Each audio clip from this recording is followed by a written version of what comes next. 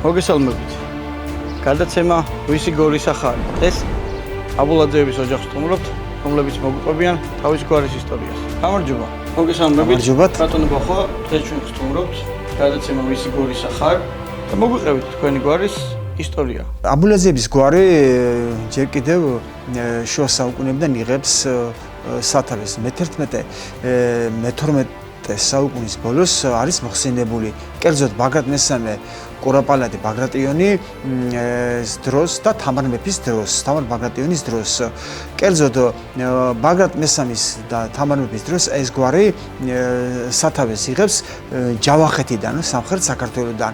აქ არის აბულის ციხე, დიდი და პატარა აბულის ციხე, საიდანაც მოდის ეს გვარი იღებს სათავეს. ყოფილა ვინმე პიროვნება აბული და ამის შემდეგ გავრცელდა გვარი აბულაძე. ისტორიულ წყაროებში საუბარია, რომ აი ამ გვარისთვის ბაგრატ მესამესა და თამარ მეფეს უბრძებია აზნაურობა. ბაგრატ მესამის ისტორიულ წყაროში ეს კალდაკარის ერისთავთა რომ იყო შეკრებაზე, მას ახდა თავარი აბულაძე. აი ეს წერია ისტორიულ ქართლის ცხოვრებაში. ახლა ეს გვარი საკმაოდ მნიშვნელოვან როლს ასრულებს საქართველოს ისტორიაში. აი ამ გვარის წევრები, როცა ბრძოლა იყო და ომი პირველ რიგში, ესე იგი თავიანთი ამალით ეხმარებოდნენ მეფეს მტრისწინავდა ბრძოლაში. სამშვიდი ციხის დაბრუნებაში განსაკუთრებულად მინდა აღვნიშნო, აბულაძეებმა უდიდეს როლი თამაშეს, რომ საქართველოს დაუბრუნდა.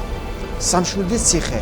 აი ამაში არის აბულაძეების განსაკუთრებული როლი, რომ მათ შეძლეს, რომ ეს სამშვილდე და ეს ციხე ერთიან საქართველოს შემოუერთეს და მათ გადამჭრელი სიტყვა თუს აი ამ საქმეში.